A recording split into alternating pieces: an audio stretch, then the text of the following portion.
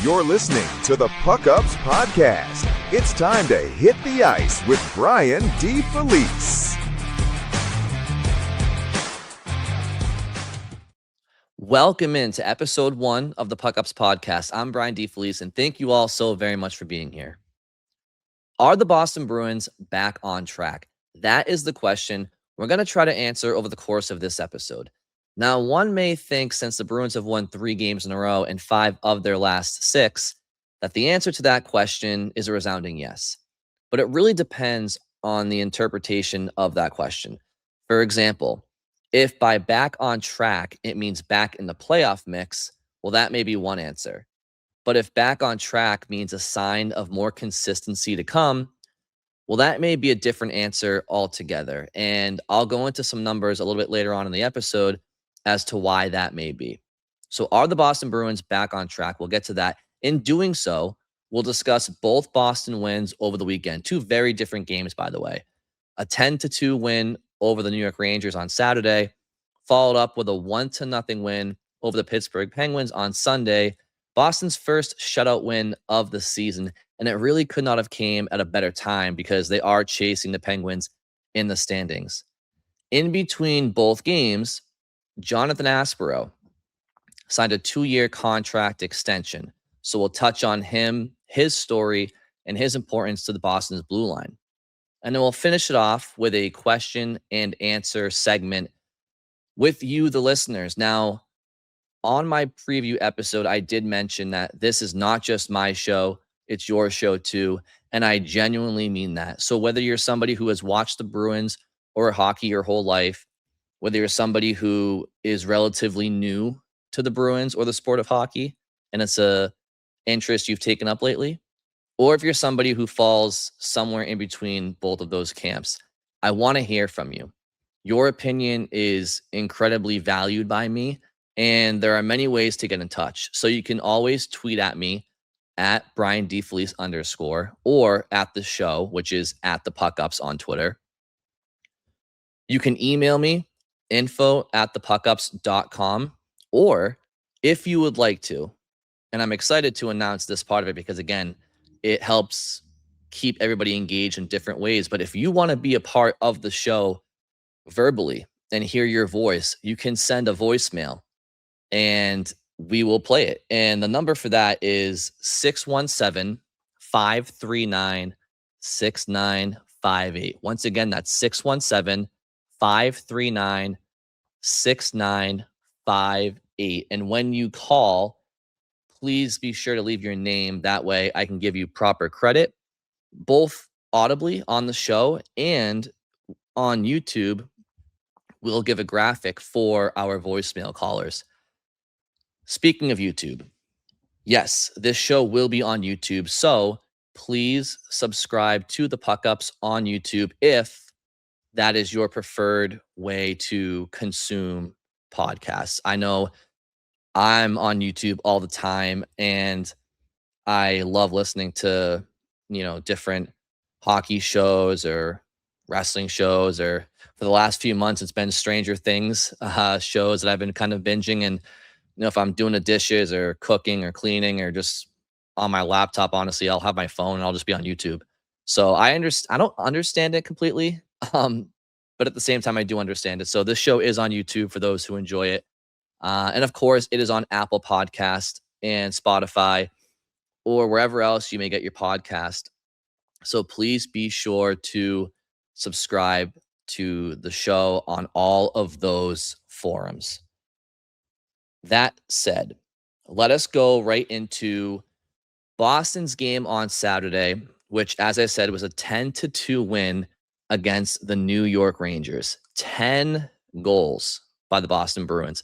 That is the most goals they have scored in a game dating back to 1988.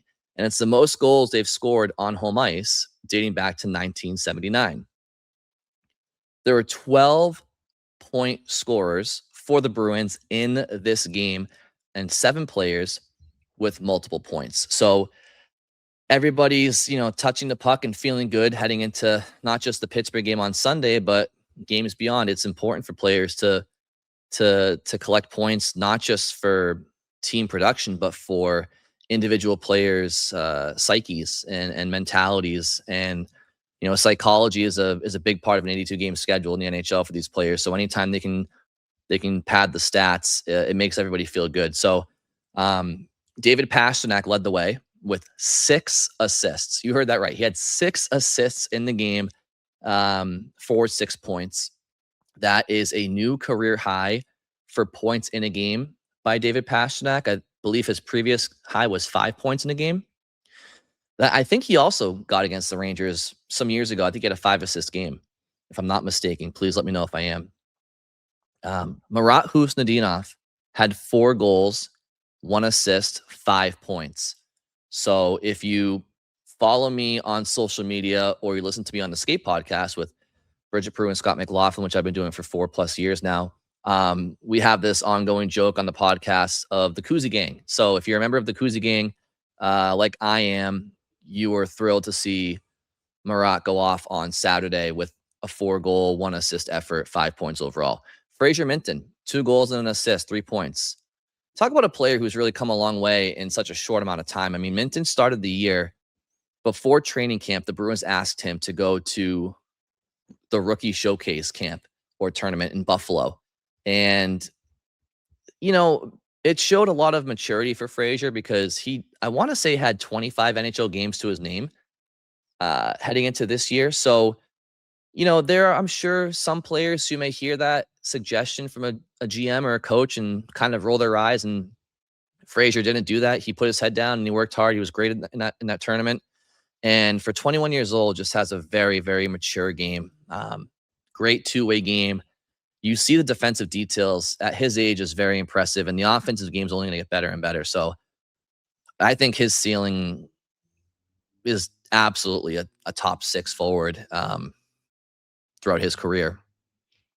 Pavel Zacha, 3 goals, 3 points. So obviously a hat trick for him. And it was big for him because 2 of his goals were 5-on-5. And he's a guy that, he's 3rd in the team in scoring with 31 points this year. But prior to the last 4 games, he was 13th on the Bruins in 5-on-5 scoring with 8. It was either 8 or 9 points.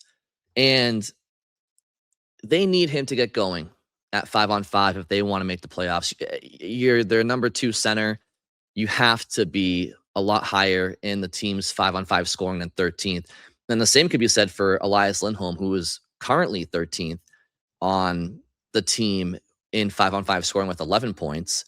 But Pavel Zacha does have 4 5-on-5 points in his last 4 games. So he's now got 12 5-on-5 points, and that has him 10th on the Bruins in the 5-on-5 scoring. So his first ever hat trick in over 600 games played in the NHL. So that's a good day for Pavel Zacha. Charlie McAvoy, goal and assist, 2 points. Elias Lindholm, 2 assists, 2 points. Henry Jokiharju, 2 assists, 2 points. Jokiharju is a guy that if you've heard me on the Skate Pod or you've followed me some of my rhetoric online, I've been hard on him at times. I have been, and I think it's justified. He's a player that he can be a bit soft sometimes physically, and what does he really do that is above average? Is he an above average skater? Is he an above average puck mover, passer, finisher, offensive generator, defender? He's not really above average at any one thing. But if you can be solid at all of those things, then you have a place on a roster. I don't think he's been consistently good enough to be a long-term player on this team. He is under contract for a couple of more years. So, I mean, that is what it is. And if he can continue to play the way he's played the last few games, I will feel a lot better about his role on this team going forward. So he's been good. He was good against Pittsburgh on Sunday too. Alex Steeves, Casey Middlestad, Jonathan Aspero, Nikita Zadorov, Victor Arvidsson all had 1 assist in the game against the Rangers. So that's a lot of offense for a team that we didn't expect a ton of offense from coming into the year. Now, obviously, the Rangers were struggling coming into the game. They had lost 5 of 6. They have one of the worst records in the conference, and they have a lot going on between the ears right now. And I I wouldn't be too thrilled if I were a Rangers fan. I think it might get a little bit worse before it gets better for them.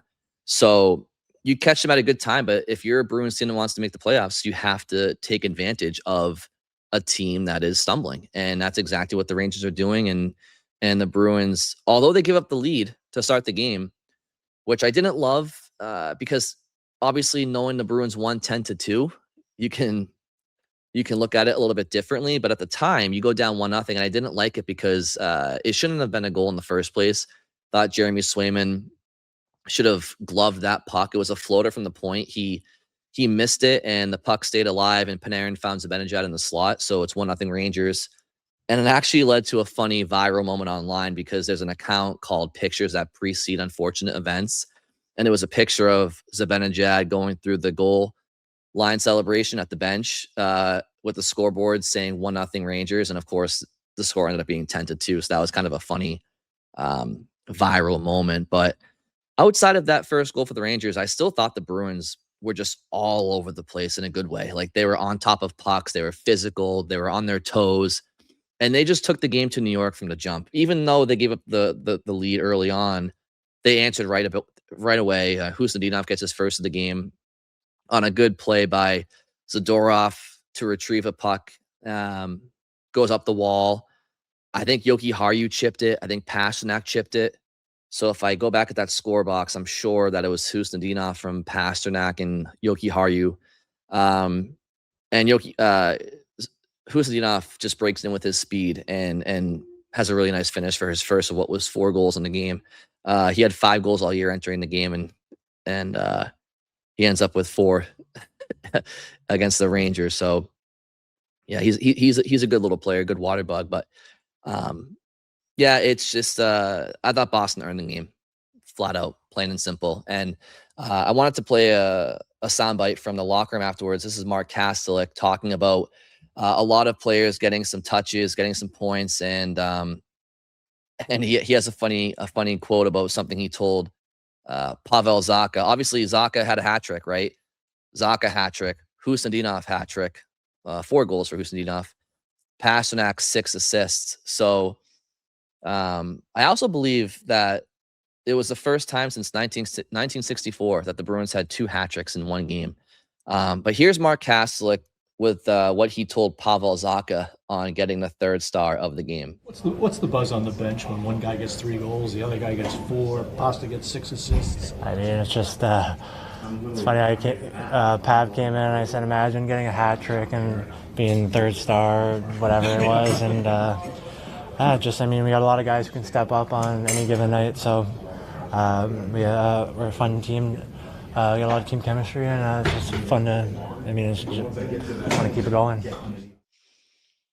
So yeah, imagine being Pavel Zacha getting a hat trick and your 3rd star in the game. That means that your teammates did pretty damn well. So I thought that was a funny story. And Mark Kastelik, again, he's had a really good season.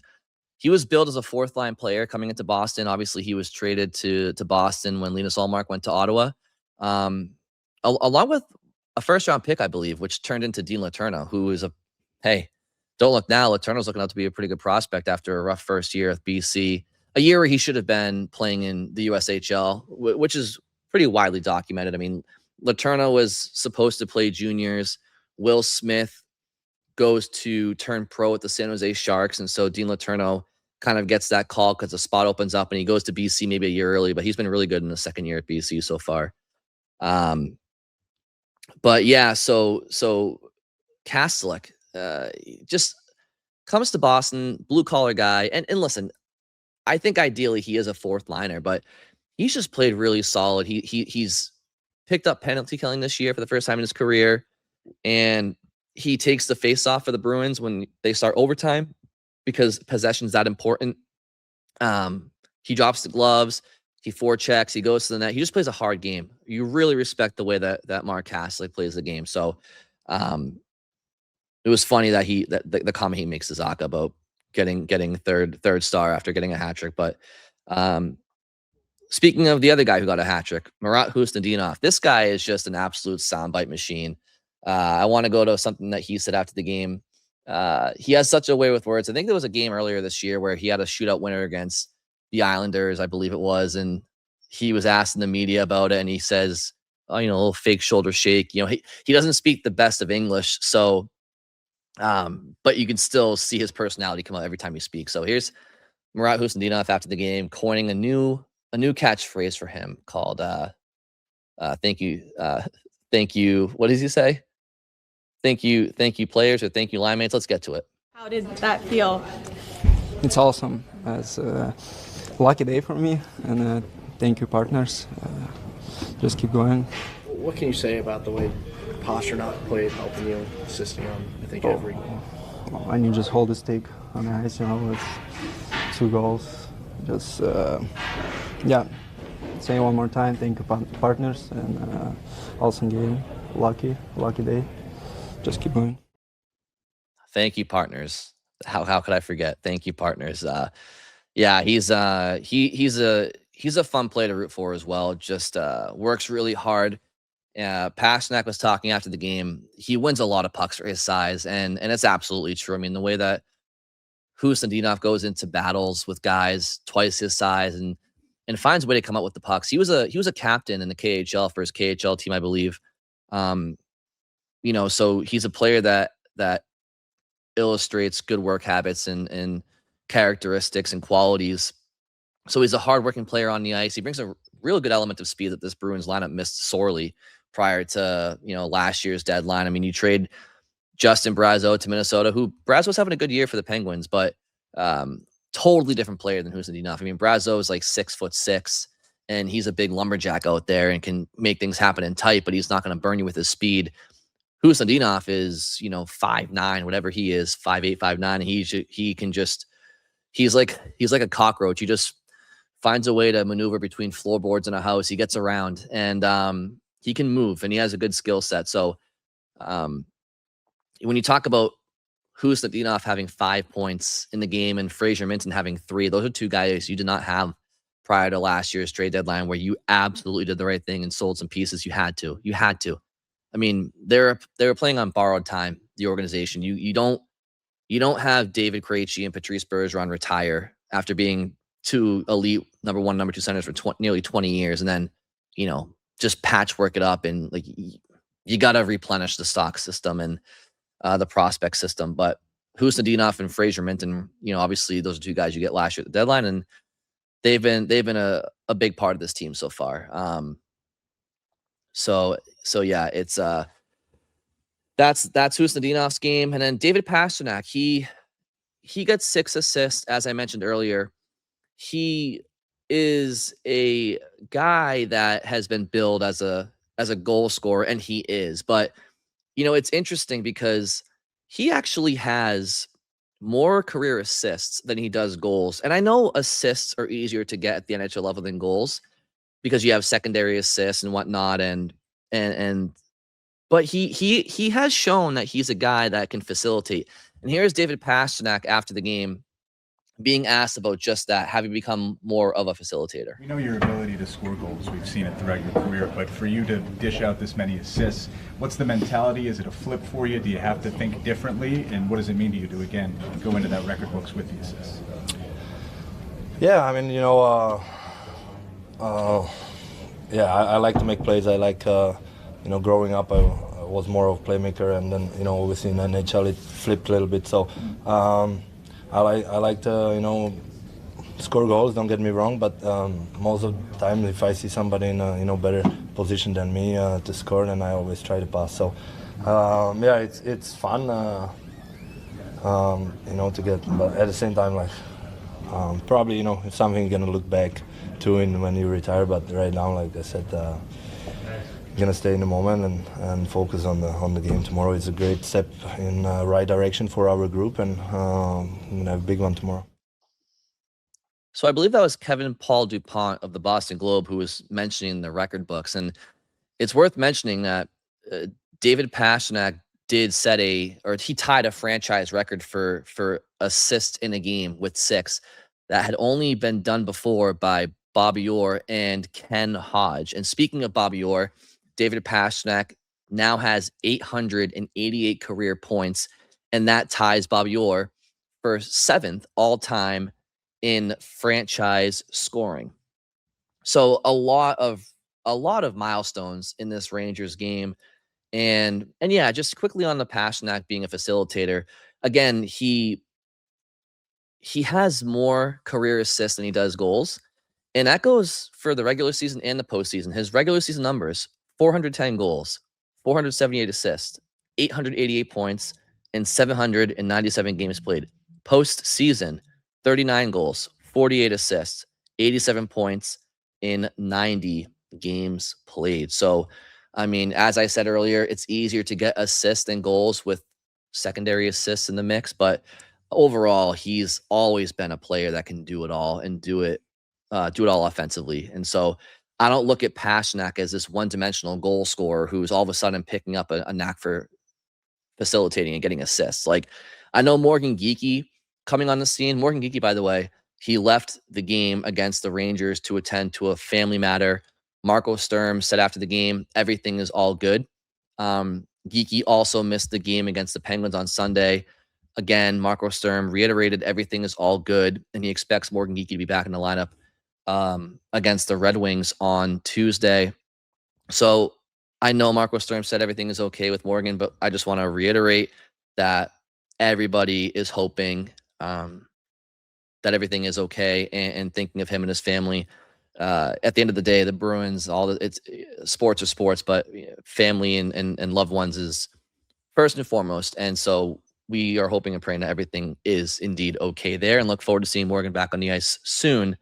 But yeah, the emergence of Morgan Geekie as a goal scorer in the last calendar year, has kind of really highlighted this conversation of, well, Pasta's now deferring more because he's got a goal scorer with him. And there is truth to that. I think Geekie being able to be a one-shot threat is from distance too, has definitely allowed Pastrnak to hone in on finding Geekie the way Bergeron and Marchand always found Pastrnak. But make no mistake about it, David's always been able to do everything offensively. So wanted to touch on that. Okay, moving along now to something that happened after the Rangers game, and that was Jonathan Aspero signing a 2-year contract extension with an AAV of $887,500. So you got him for less than $1 million for the next couple of years. And honestly, right now, he's kind of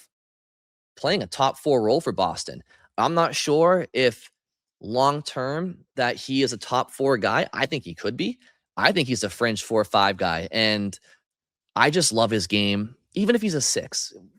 As long as he's in the Bruins top 6 going forward, that's all I really care about. And you got him at a great price. I remember being at training camp this past fall and noticing him. I didn't know who he was. I'm not going to come on here and lie to you guys. I had no idea who Jonathan Aspero was at the time. But I did notice that there was this stocky, fast, in-your-face defenseman that was really cutting off time and space of players in training camp. And I was like, I don't know who this guy is, but he's playing pretty well. And I didn't have him as making the roster because, a lot of times if you hear of somebody being a roster being in roster contention, you see him written about, you see him talked about. He was flying under everybody's radar. So I did notice him in camp, but I didn't really think much of it other than, oh, this kid's working his ass off and good for him. Obviously he got his opportunity at some point in November, I think it was, and he just hasn't looked back. I have loved his game since the second he stepped on the ice for Boston. Every good defense core needs a player like Jonathan Aspero, needs somebody who can just be physical, be hard to play against, be simple. His work ethic is amazing. You need somebody who can eat pucks, somebody who can penalty kill, and he's not afraid of anybody. He's 26 years old, never played an NHL game until this season, and he paid his dues in the minors, and now he's gotten his opportunity in the NHL, and he is not looking back right now. So I think that he has been outstanding for Boston, and what a story. I mean, you want to talk about a season like this, you want to talk about stories you can build on for the future, right? Will they make the playoffs? Won't they make the playoffs? Will they draft top 10? Will they draft in the mid-teens? Like, where's Toronto's pick going to be? There's a lot of Bruins fans that want the Bruins to finish as low as possible in the standings. And I understand the argument. I totally get it. And then there's fans who want the Bruins to make the playoffs and build off something. And I totally get that too. At the end of the day, it's going to be what it's going to be, but you do want to find other storylines besides draft positioning to build off of. I think Fraser Minton's a big one. Husadinov is one. Aspero's a big one. I think he's a big one on the back end. So yeah, he's been a great story, and he is going to continue to be, I think, an important member of this Bruins team for the next 2+ seasons at least. So that's Aspero. The second game on the weekend was the Bruins versus the Penguins. Now, I had mentioned that this game was a totally different win than the one over the Rangers. Obviously, you put up 10 against the Rangers. Everybody's dancing, having a good time. Current Craft 400s playing all night, what seems like. So it was a good night at the Garden on Saturday, or good afternoon, I should say. Sunday was a different feel. You had to earn this one in a different way. You had to find a different way to win. I thought Pittsburgh outplayed Boston for a lot of the game, at least at even strength. I mean, Pittsburgh outshot Boston 27-18, and Boston had 6 power plays. Pittsburgh had 2. Boston had 5 power plays 30 minutes into the game, and they weren't able to capitalize. So, fortunately, Jonas Korpisalo was able to pitch the shutout, and he came up huge at a lot of different junctures of that game. And he's going to be somebody we talk about in this episode too, because I got some questions about him. Some of them that trickled in before his last couple of games, but he was outstanding for Boston against Pittsburgh, and they needed him to be. And Victor Arvidsson came through with a goal in the first period. He now has a 4-game point streak where he has 2 goals and 3 assists for 5 points. That second line of Arvidsson, Middlestat, and Zacha now has a goal in 4 straight games. So that's really, turns out, all they needed. I was skeptical, and I mentioned this online after the Bruins went 0 for 5 in the power play halfway through the game. I said, hey, if the Bruins find a way to lose this game and you're looking for reasons, look no further than 0 for 5 in the power play halfway through, because they couldn't extend the lead. But as it turns out, they didn't need a second goal, and that's a big win for Boston. You're behind Pittsburgh in the standings. I want to say right now Pittsburgh has a .580 winning percentage, and they are second wild card. So the Bruins have what's the Bruins winning percentage? I have it right here. Boston is .565 points percentage, not winning percentage, point percentage. If I said that about Pittsburgh, I meant point percentage. So the Bruins right now are 25-19-2. They've won 3 games in a row. They've won 5 of 6. They have 52 points. That's good for 5th in the Atlantic in points and 6th in points percentage. They're tied with Washington right now in points for the second wildcard spot. So right now on points, Boston is tied for the second wildcard spot. The edge goes to Washington because they have more regulation wins. But if you're going off points percentage, the Bruins are, while they're tied with Washington, they're behind them because of that aforementioned regulation wins. So on points percentage, the Bruins are behind 3 teams for the second wildcard spot. They're behind Washington, Pittsburgh, and Toronto. So imagine if you lose that game to Pittsburgh, you're that much further behind them. So again, it's a big win for the Bruins, and it's one that they needed. It wasn't pretty, but they found a way. And I want to talk here about something that Nikita Zadorov said after the game. He spoke with Judd Surratt after the game, and he talked about having to correct Boston's streakiness. And this is kind of what I meant when I said, are the Bruins back on track? Because it's easy to sit there and say, well, Brian, they have won 3 games in a row, and they've won 5 of 6. So you just said that they are tied for wild card 2 on points and just barely out of it on points percentage. Of course they're back on track. And I agree with you. If we're talking playoff mix, the Bruins are back on track. But they've had to win 5 of 6 and 3 in a row just to kind of be where they are, which is in the mix. That's what happens when you have two 6-game losing streaks throughout the season. And so, yes, the Bruins are back on track if we're talking in the playoff mix. But we don't know if they're back on track in terms of being a team that can be consistent going forward. And before I get to that, I just want to play what Zadorov said after the game. The last thing, I need a little bit big picture here. So the Bruins have now won 5 of their last 6. If you go prior to that, the Bruins had gone winless in 6 consecutive games. What do you see as the differences in the team's play?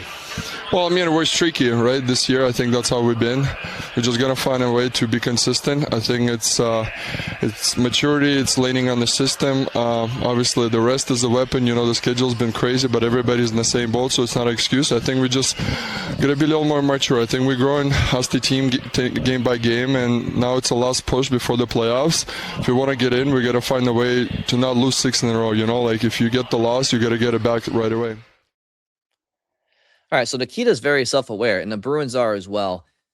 And he's right. If this team wants to make the playoffs, the streakiness has to end, certainly in terms of the losing streaks, right? Like if you want to go on a 10, 15-game winning streak and then just have 1 or 2 losses after that, go for it. But I want to read you a stat I saw last night after the game.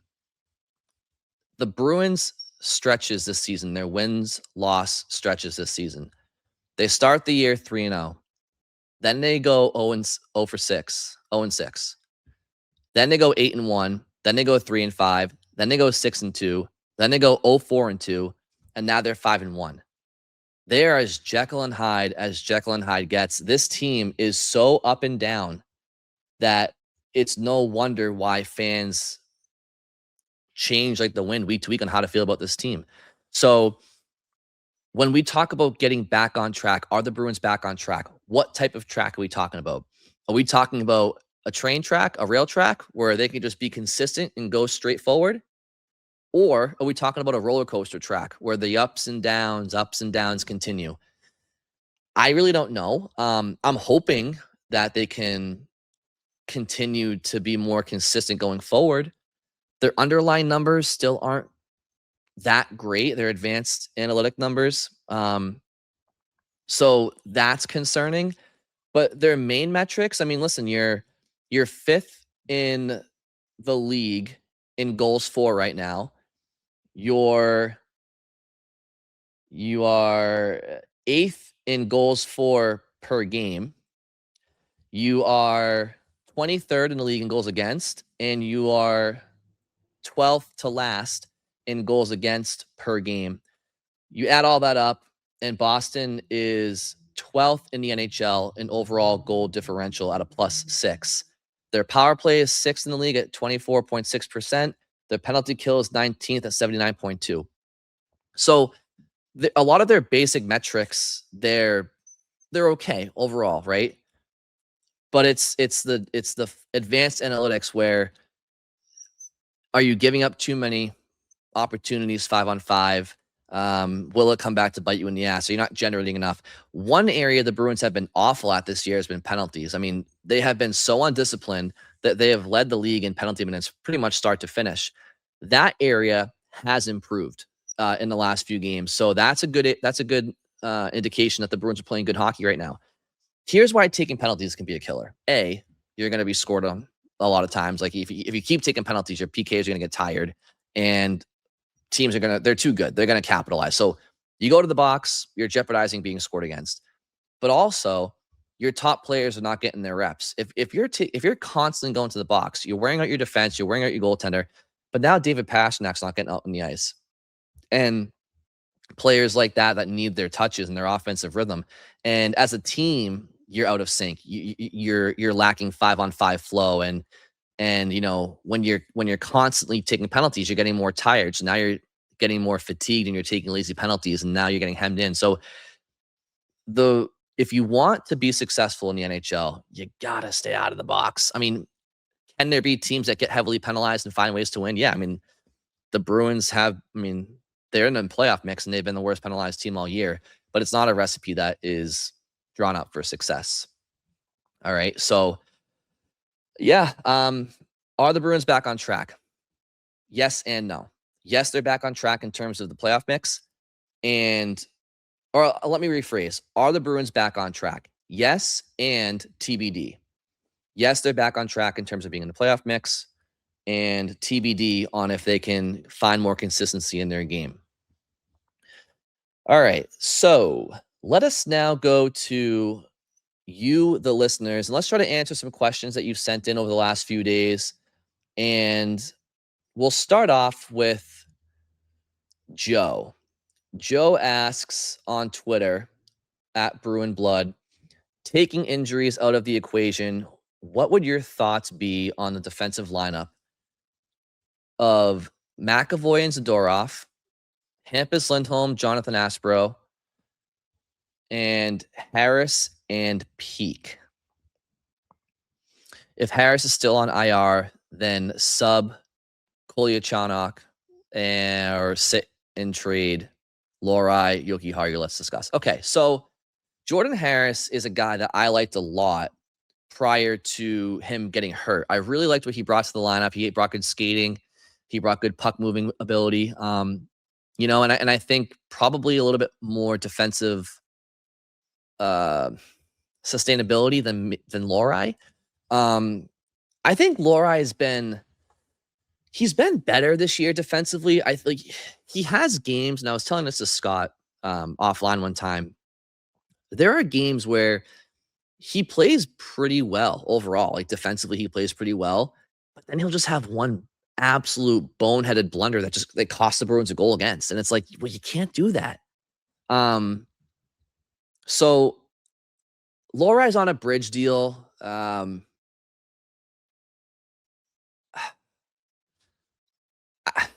Part of me wants to see more from Jordan Harris.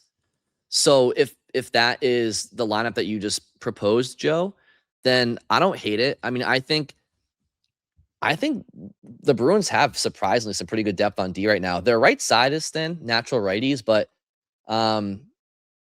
if we're talking this year, I mean, Peak obviously is up for a new contract at the end of this season, and I'm not sure the Bruins are going to re-sign him. So if we're talking just this year, I mean, McAvoy Zadorov has been really good when they're together. I like Aspro and Lindholm together. And Harris Peak, yeah, that could be interesting. So Joe, I like that. And I would definitely want to see that group out there if they were all healthy. The last part that I said is the biggest part and the biggest question, will they ever all be healthy? So I don't really know, but thank you for that question. Let's go to Maria of Watertown. Maria, thank you so much for submitting your question. I hope you're doing well with your show as well. And I always enjoy hearing you when you call into radio stations and hearing you on Twitter as well. So Maria, you asked, will Jonas Korpisalo be moved come the trade deadline or more likely during the off season? All right. So if this question were asked last week, I would say he was in jeopardy of being waived at any moment because he just wasn't being nearly effective enough in the backup position, and it was costing the team points in the standings, and it was putting too much on Swayman's shoulders, and I think Swayman's game was kind of struggling a little bit because of it. Korpisalo, I want to pull up his numbers real quick. Let's see here. Right now,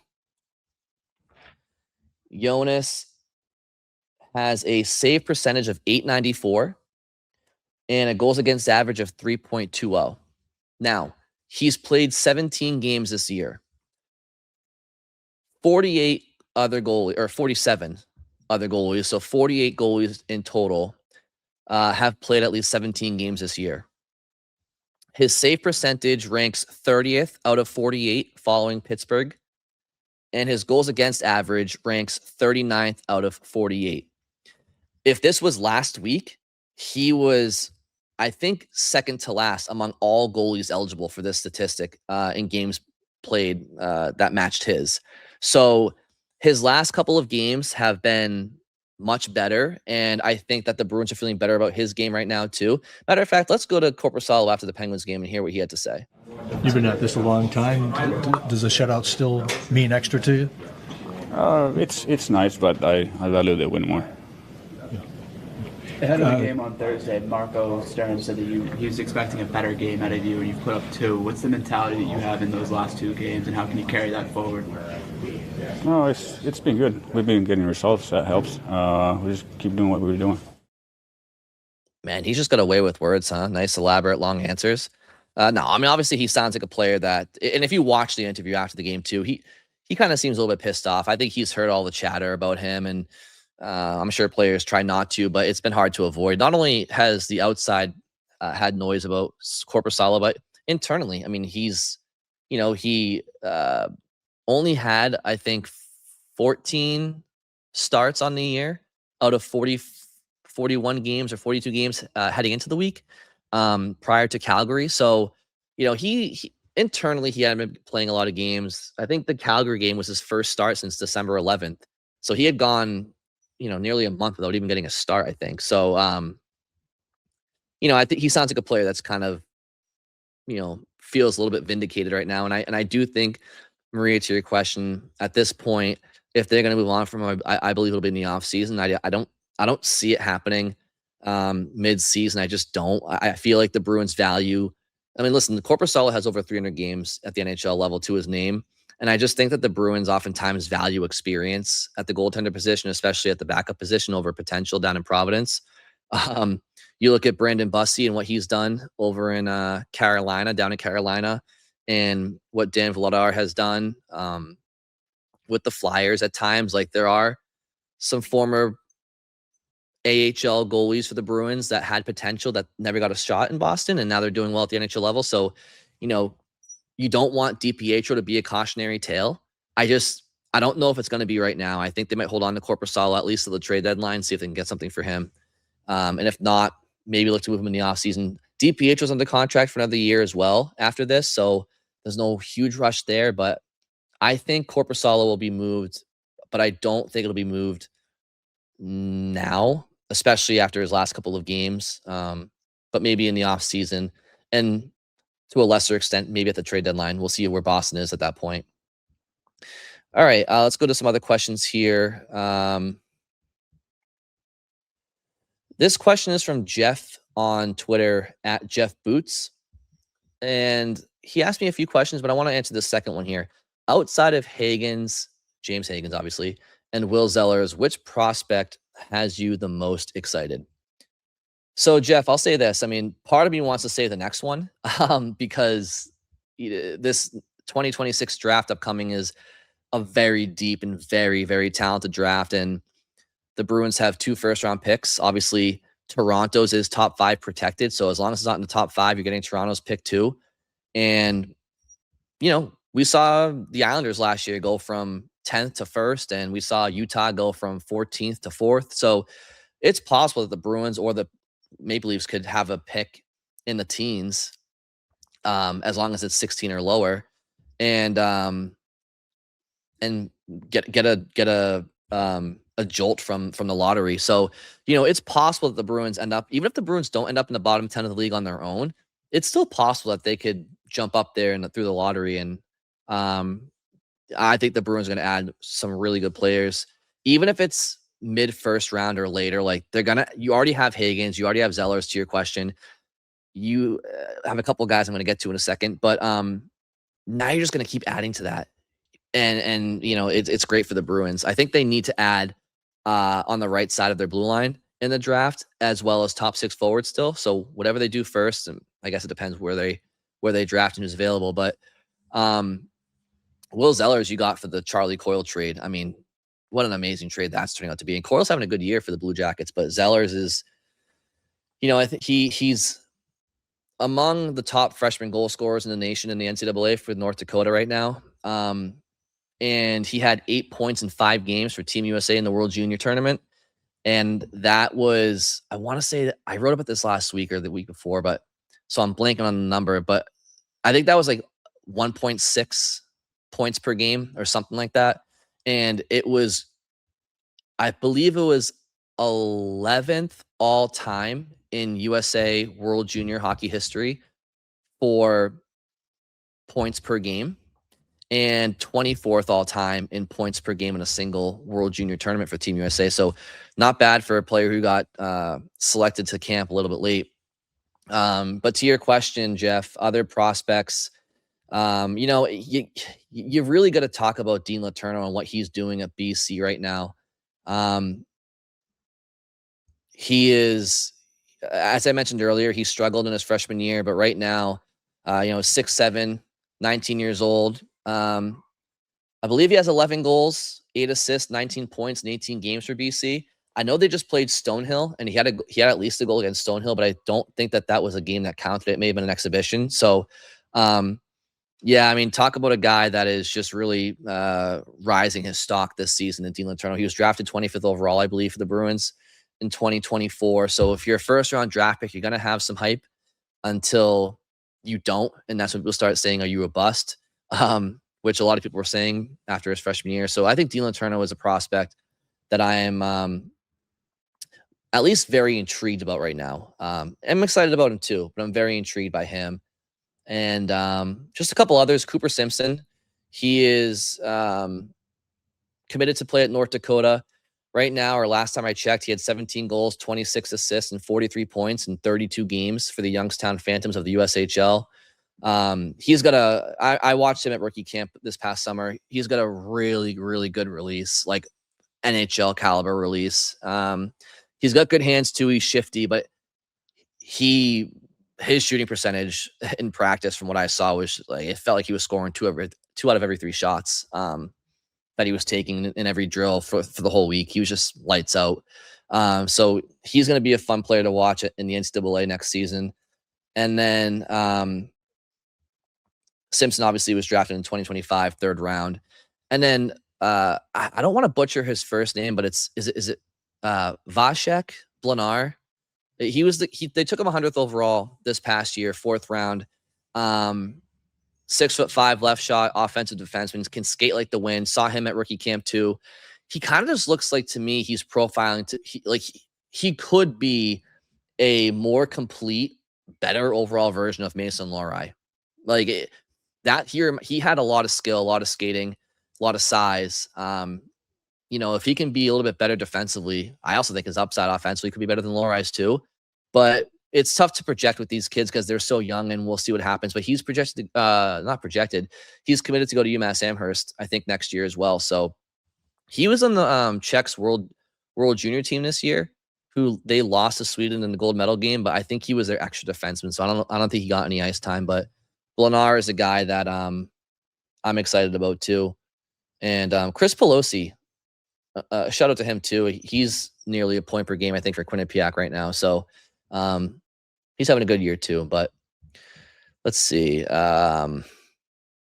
We got Brian sent this question in. Bricktop. I think it's Bricktop06 on Twitter. He asked me a question, which I'm glad he did, because this one's been pissing me off for a while too. He says, I'm sick of seeing the rise in refs kicking guys out before the draw across the league. It slows things down and really breaks the momentum of key faceoffs in games. How can this be reined in? Do you agree? I don't, like I said, when I give you a written response to this, Brian, but for those who didn't read my mailbag, I don't know if there's a way to rein it in. Unless GMs around the league all kind of come together and in some off-season meetings with the league be like, you guys got to cut the shit with this, then I don't see it changing. But what bothers me the most about it is it looks like refs are trying to pump fake. It's like they fake the drop, and then both players go for it, and then they throw one out. It's very annoying. I'm not sure what the solve is. Hopefully they get a talking to at some point throughout the summer. And we'll do one more question here from Ed Holinsky on Twitter, Mr. Ed315. And Ed asks, in your opinion, which Bruins need to step up their games this second half of the season? Ed, you asked me this question last week for the mailbag, and it was before some of the most recent games that we saw. But I'm going to stick with what I said back then. And Jonas Korpisalo, for all the reasons we talked about earlier, he needs to be better in the second half. Right now, like I said, he ranks 30th out of 48 goaltenders with 17 games played, at least 17 games played, in save percentage with an 894, and 39th of 48 with at least 17 games played with a 3.20 goals against average. So, his last 2 games have been really good. He's given up 1 goal in the last 2 games, obviously a shutout against Pittsburgh. So need more of that from him. So he needs to continue to be better, more like he's played in the last couple of games, because you need your backup goaltender to be better than what his numbers have been, and for the team's success, but also for your number 1 goalie and Jeremy Swayman to have a more manageable workload. So Korpisalo is an answer. And then Pavel Zacha and Elias Lindholm, I know they're 3rd and 4th in the team in scoring with 31 points for Zacha and 30 for Lindholm. But I'm going to get specific here. And I touched on it earlier with the two of them. Their 5-on-5 point production, in my opinion, needs to improve. And Zacha's starting to do it, right? Like I said, 4 of his 12 5-on-5 points this season have come in his last 4 games. And really, it was the 3 games before Pittsburgh. So even though he was a big reason for the Arvidsson's goal against Pittsburgh, because he helped carry the play through the neutral zone, he actually didn't get an assist. Assist went to Middlestad and Yoki Haru there. So Zacha did not score a point against Pittsburgh, but he did have 2 even strength points against the Rangers with his goals. One of his goals was obviously on the power play against the Rangers, and then he must have had 2 the night before. Oh no, he had 1 against Calgary and he had 1 against Seattle on the road to finish that road trip. So so Zacha went from 13th in the team in 5-on-5 scoring to now 10th. Lindholm is still 13th on a team in 5-on-5 scoring with 11 points. I know he has 30 points in the year, but if you're going to be the top center, you have to be top 5 in a team, at least in 5-on-5 production. So, and it goes beyond that too. It's like Elias Lindholm's 5-on-5 offensive generation isn't really there either. It's not like he's snake bitten. So if the Bruins want to get to where they want to go this year, which is realistically, a wild card playoff team, or maybe 3rd in the Atlantic if they really go on a tear, you're going to need more at 5-on-5 from your number 1 and your number 2 centers. And like I said, Zacha has been doing so the last handful of games here. So hopefully that continues and it picks up for Elias Lindholm as well. Well, that will do it for this first episode. So thank you all very much for listening. Please subscribe on YouTube. Again, if that's where you prefer to watch your podcast, or subscribe to me on Apple Podcasts, Spotify, wherever you get your playlists. Always reach out to me on Twitter. I see everything. I'm on Twitter a lot during games and the hours before and after them. But you can always tweet at me at @BrianDFelice_ at the PuckUps, whether it's for a question for the podcast or my written mailbag episode, my written mailbag article that I do every Friday. You can email me info@thepuckups.com. Or like I said, if you want, even leave a voicemail to air on the podcast. And once again, that number is 617-539-6958, 617-539-6958. Call, leave your name, a comment and or a question, and it will get aired on the show. So thank you all very much for listening, and I will talk to you on Friday.